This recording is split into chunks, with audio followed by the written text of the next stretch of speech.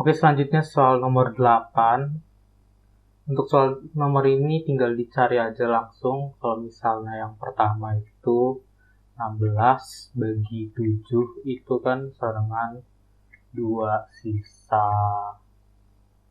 Oh, mungkin aku tulis gini aja. 16 itu kan sama dengan 7 kali 2 tambah 2, dan itu juga sama dengan 6 kali 2 tambah 4. Yang B itu 44 itu sama dengan 7 kali 6 tambah 2, tapi dia itu 7 kali 6, 6 kali 7 tambah 2. Selanjutnya yang C itu 58 itu sama dengan 7 kali 8 tambah 2. Lalu ini sama dengan 6 kali 9 tambah 4. Lalu yang terakhir itu 65 sama dengan 7 kali 9 tambah 2 dan 6 kali 10 tambah 5. Jadi kita bisa lihat kalau jawabannya itu yang sisa 2 dan 4. Berarti yang ini dan juga ini. Berarti jawabannya itu A dan C. Oke, sekarang soal nomor 9. Kita langsung kerjain aja. Jadi kita bakal telusuri masing-masing itu pernyataan apakah dia benar atau salah. Oke, jadi kita tahu ini 8,3 ya. Oke, kita tahu. Nah, selanjutnya soal nomor 1. Kemiringan garis singgung. Ambil aja salah satu contoh nih, garis singgung. Ini kan berarti kita bisa simpulkan kalau dia bakal kayak gini terus nih. Satu yang begini, baru ada juga yang kayak begini, ada juga yang begini. Sekarang apakah kita tahu dia masing-masing positif? Iya, tentu saja mereka positif. Kenapa? Karena mereka mengalami kenaikan kan ke kanan. Kenaikan ke kanan untuk sumbu X, dan untuk sumbu Y dia kenaikan ke atas. Jadi dia positif karena delta Y bagi delta X-nya itu dia positif. Jadi untuk setiap garis singgung di sini karena dia selalu mengarah ke atas lalu ke kanan, kita bisa bilang semua garis singgungnya itu positif. Jadi pernyataan 1 itu benar. Selanjutnya pernyataan 2. Pernyataan 2, fx selalu berada di atas garis pada rentang 0 sampai 8. Nah, kalian bisa lihat kalau misalnya salah satu titik perpotongan itu 8,3. Berarti kita bakal cek apakah dari 0 sampai 8, apakah dari 0 sampai 8 dia selalu di atas yang merah, apakah selalu berada di atas yang hitam. Nah, terus cara ngeceknya gimana? Kalian mungkin langsung simpulkan kalau ini dua logisnya ini kayaknya berpotongan di Y sama dengan negatif 5 gitu. Padahal kalau kalian nggak teliti, bisa aja kalian simpulkan begitu, tapi sebenarnya nggak begitu.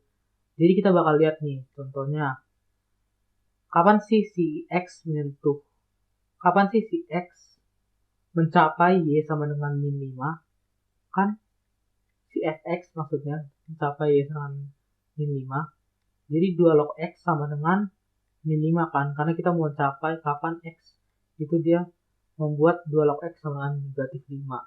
Berarti 2 pangkat negatif 5 sama dengan X. X sama dengan 1/32.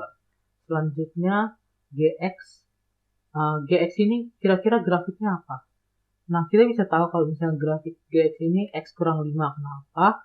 Karena kita punya dua titik nih, 5,0 dan juga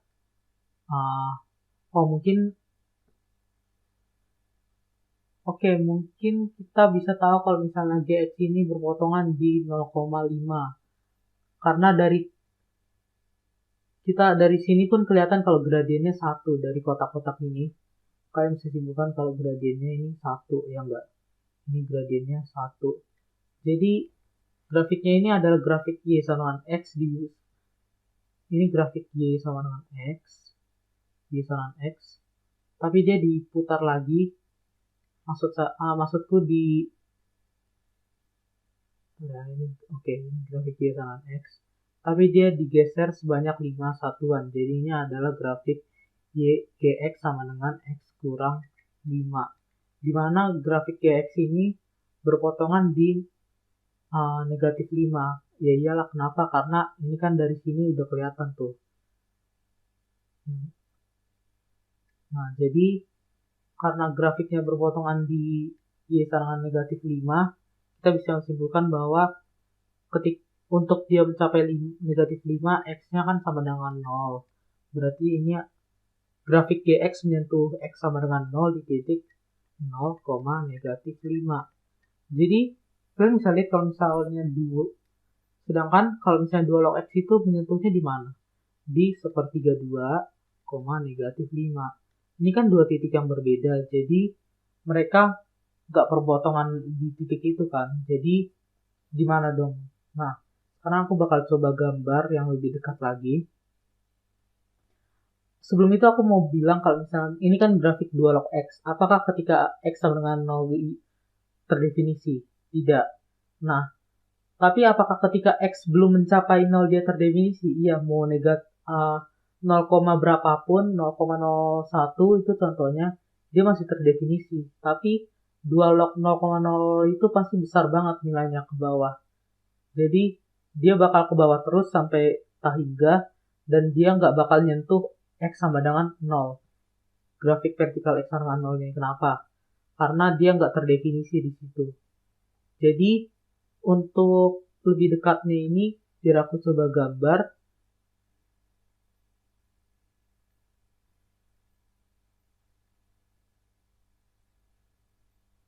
Oke. Jadi ini anggap ini X. Anggap ini X sama dengan 0. Oke. Tadi kita tahu kan kalau misalnya GX itu berpotongan di X sama dengan 0. Oke, ini ku gambar X, dia ungu ya, GX. Jadi ini GX. Oke, ini GX. Dan ini negatif 5. Negatif 5. Nah, memang benar tadi yang kalau misalnya efeknya itu selalu di atas, terlihat seperti selalu di atas. Seperti ini kan, gitu.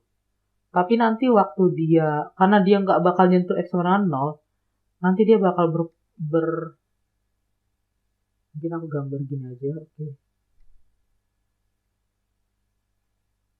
Nah, karena dia nggak berpotongan di X sama dengan 0, dia nggak bakal nyentuh X sama dengan 0. Sebagaimana si GX nyentuh X sama dengan 0. Jadi dia bakal lanjut terus sampai tahingga. Tapi mereka nggak bakal ada selalu jarak dari sini sampai sini. Nah, dari sini kita bisa simpulkan kan kalau misalnya ada nih space kecil di sini. Space kecil di mana GX lebih besar dari fx. Dan mungkin memang benar kalau misalnya di sini itu